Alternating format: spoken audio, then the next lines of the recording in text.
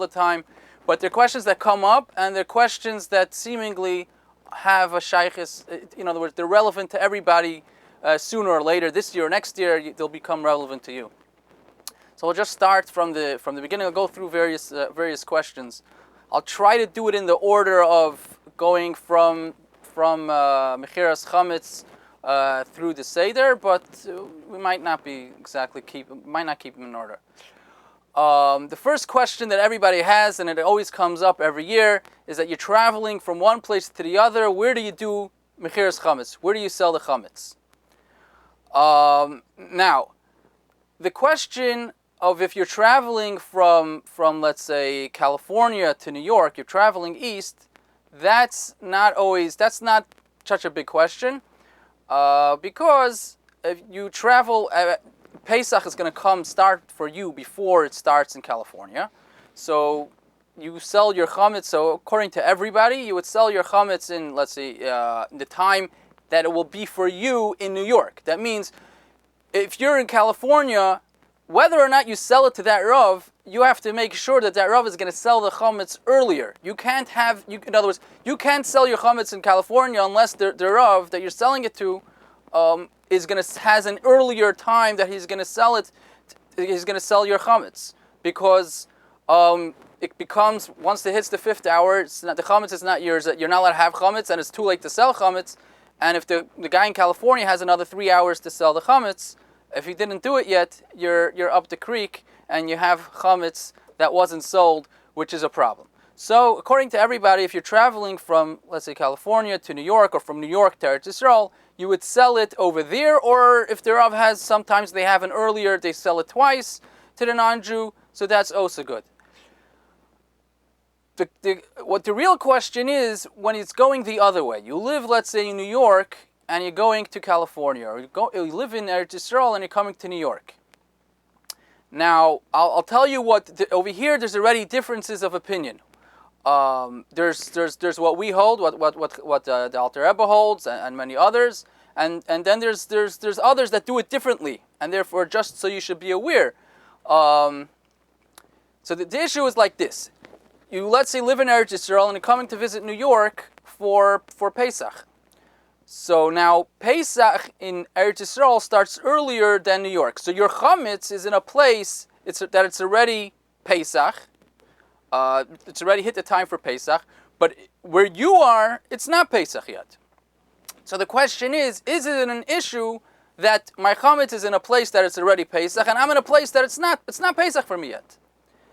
So for the Isser of, as we know, I don't know what you've gone over with, but we know with regards to chametz and Pesach, there's various Issurim. There's Bal Yirah, Bal Yamatzah. There's the mitzvah of Tashbisu. There's the Isser you're not allowed to have chametz, and then there's the obligation to get rid of the chametz. So Rav Moshe Feinstein holds that while for the Isser, for the chiyuv of Tashbisu, getting rid of the chametz, or Bal Yirah, Bal Yamatzah, that always goes where the person is. It doesn't matter where your chametz is. He holds that there is also an Isser of Hana for where your chametz is, and therefore he holds that you would actually have to sell it twice. You would have to sell your chametz in Eretz Yisrael, not to be yours when it becomes the time for Pesach in Eretz Yisrael. And then you have to sell your chametz for where you are in New York, which is a later time. In other words, it's going to come Pesach for you later. That's what he holds. The Alter Rebbe holds, and many others hold, that chametz always goes on the gavra. It always goes on the person. It doesn't matter where your chametz is. It has to do where you are. So wherever it's Pesach for you, wherever you're going to be at that time, that's where you have to sell your chametz. And the chametz has to be sold at that time. And therefore, whether you're going from west to east, east to west, it has to do where you're going to be for Pesach.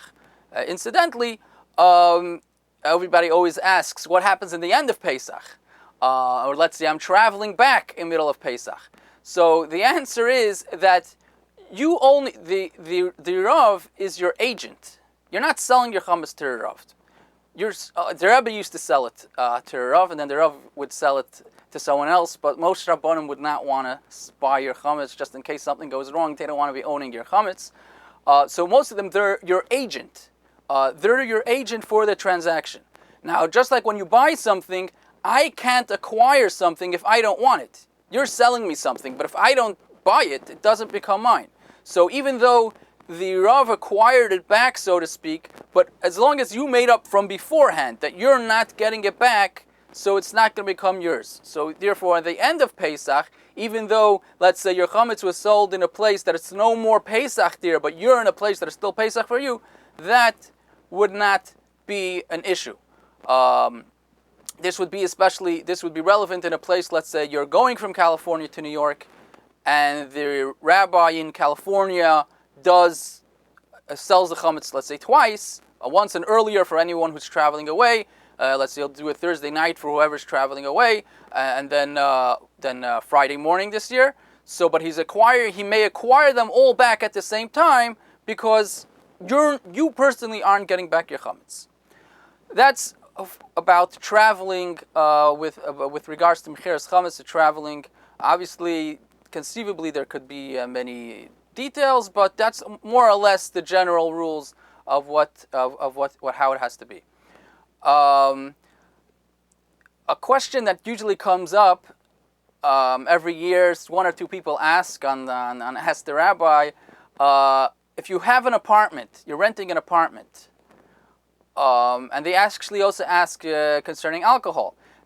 Many cities and many times it's in the contract of your apartment that you're renting.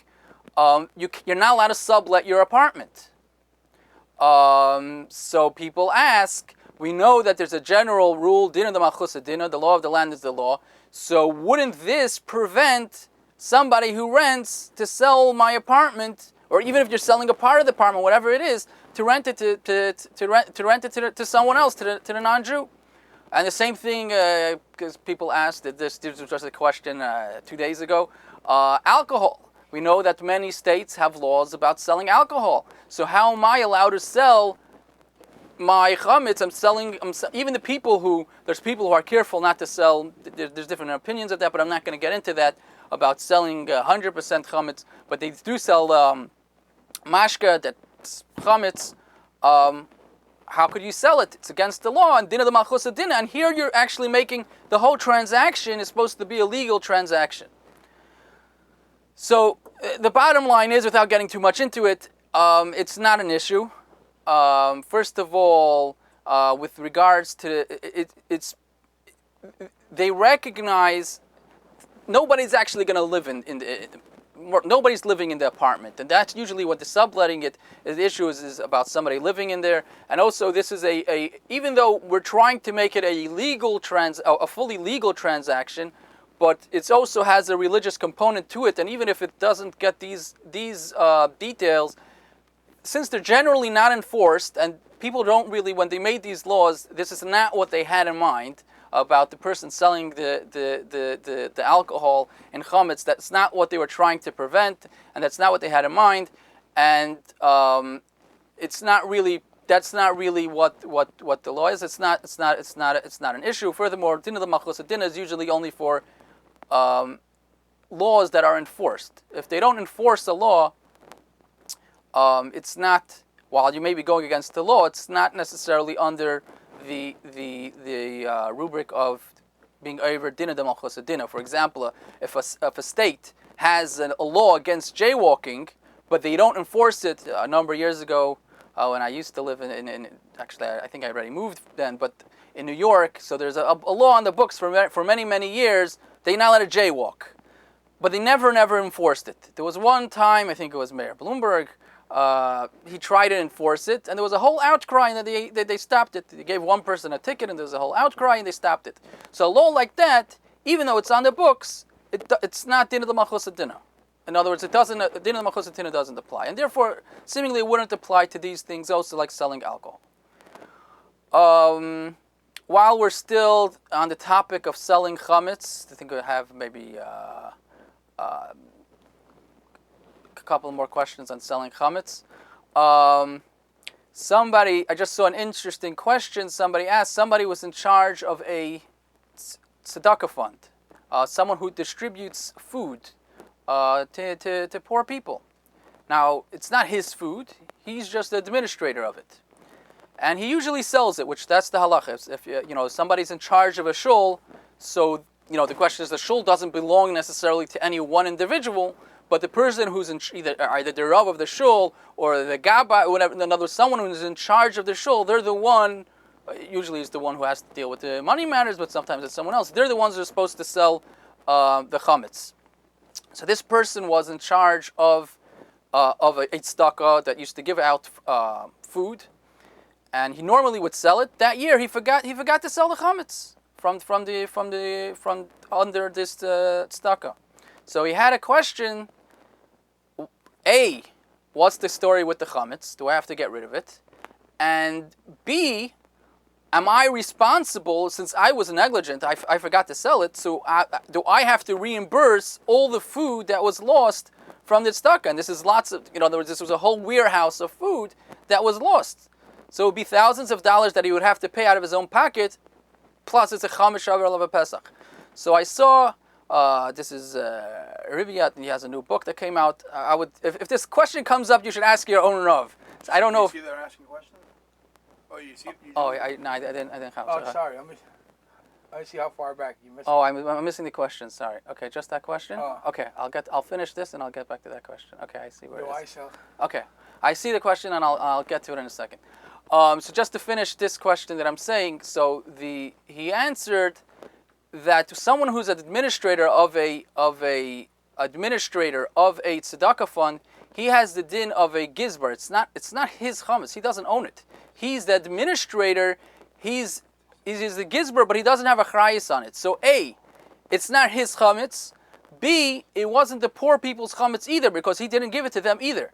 So the bottom line is that obviously this is a b'diavad that he didn't sell it. So he paskin that not only does he not have to reimburse the tzedakah fund, but in fact it's not chametz shavar of Pesach because nobody actually owned the chametz.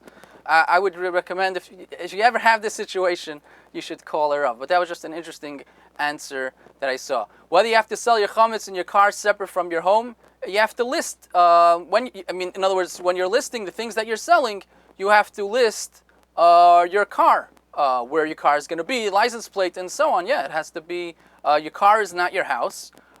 If your car is in your house, you could write your house and everything's in it. But usually, a car is not in your house.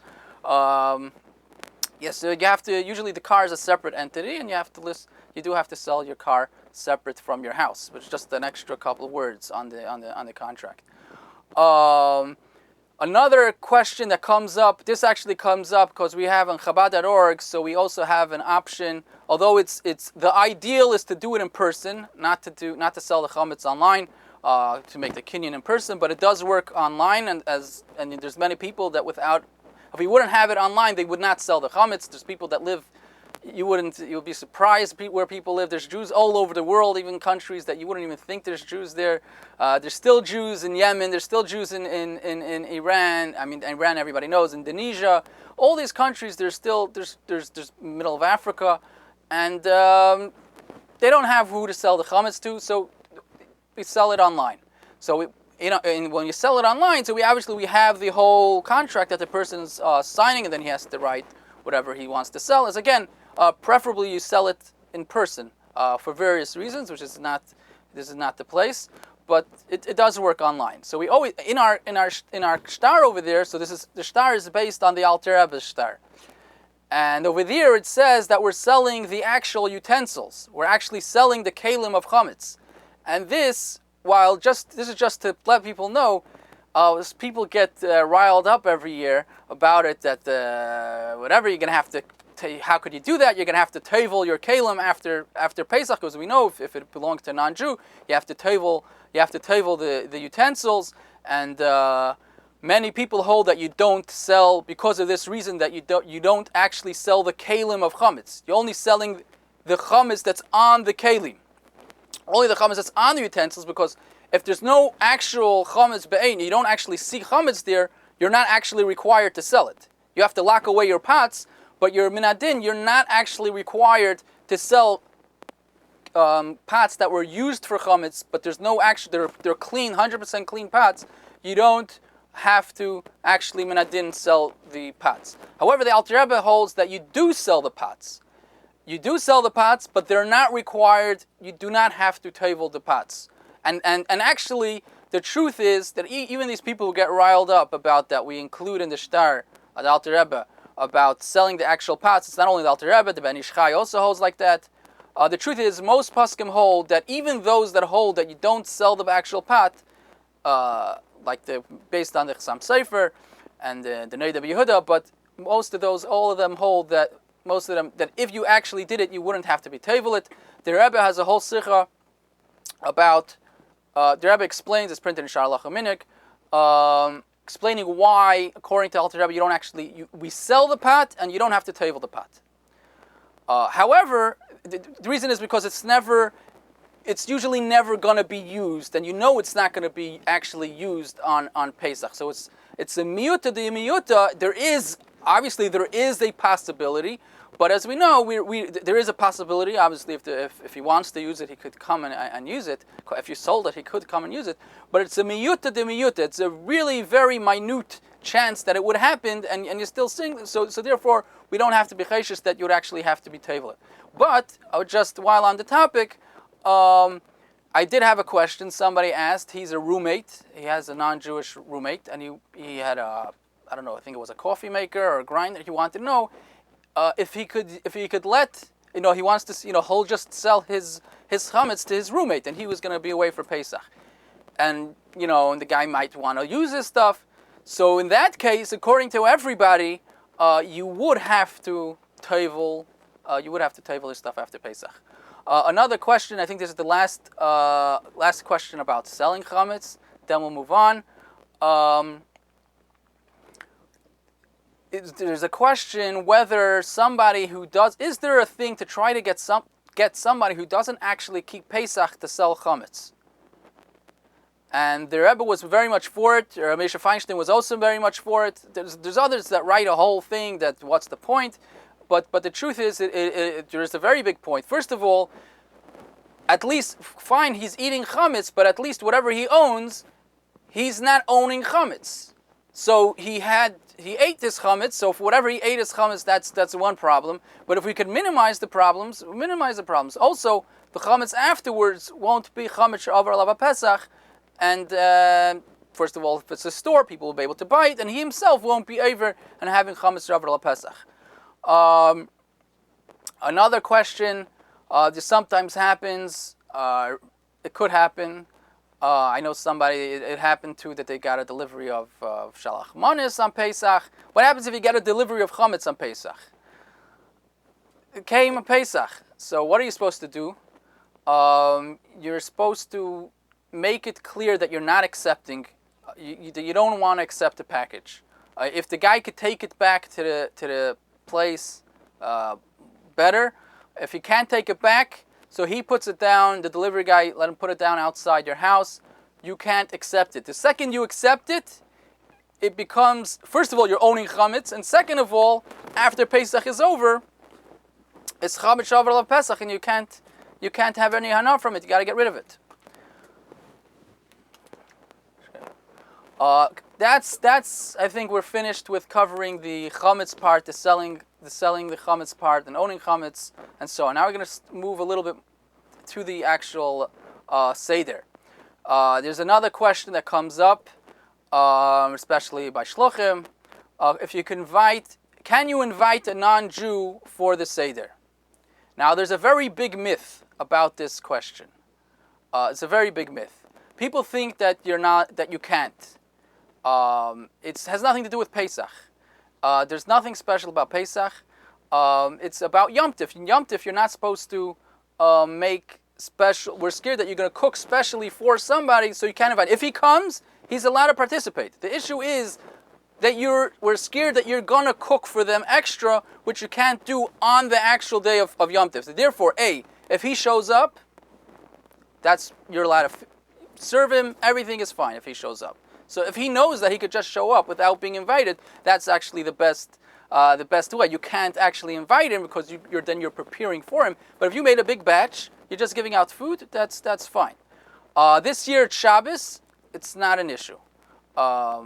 it's not an issue to have. We could even invite him, and there's no issue because again, you can't cook on Shabbos. First day. That's the first day. The second day would be an issue, but again, as I said, you can't. It's not an isser of Pesach. There's nothing unique. There's some people say about the matzahs mitzvah that were on the seder since it corresponds to the carbon Pesach or used for a mitzvah, so you don't give it to them from that because there's an isser of them eating the carbon Pesach. So you give them other matzah. Don't give them the matzah from your kayer. Give them other matzah. That would solve that issue. But it's not unique about Pesach. It's a general Yom Tov question. It's not a Pesach question, contrary to what people think. The next question we always get, people, how much wine you have to drink. This is really getting into the shiurim. I didn't really want to get into the shiurim, but it is a question that comes up always. Obviously, we know ideally you drink wine. If you can't drink wine, you drink grape juice with a little bit of wine and so on. But you keep in mind that it's actually not that much wine or grape juice that you have to drink on Pesach. According to Reb Chaim Na, if you're going to other opinions, you could go Matei v'Manayim. You want to go the Chazon Ish shir or the Brisker shir, even more. But according to Reb Chaim Na, it's more or less, according to most, it's about 3 ounces. And although you're supposed to try to drink the whole case, really you're yaitzu with drinking most of the case or most of the revis actually. Which most of a revis is really 1.6 ounces, according to Reb Chaim Na. So if you drank 1.6 ounces, you're okay. Since you're supposed to really drink reiv of kais, so if you know that you're going to drink a little bit, it's better to have a little cup and drink 1.6 ounces than to have a huge cup and just drink 1.6 ounces. Or even have a huge cup and drink 2 ounces. Let's say in other words, it's better to have a 3-ounce cup and drink 1.6 ounces than to have a 5-ounce cup and drink 2 ounces. Because you're drinking a reiv kais. There's also an inyan to drink reiv kais or even in the whole kais if possible. So therefore, if you know, start off with a small kais. But if you think about it, 1.6 ounces split up throughout the Seder, because as we know, to be Yaitze 4 cases, you cannot just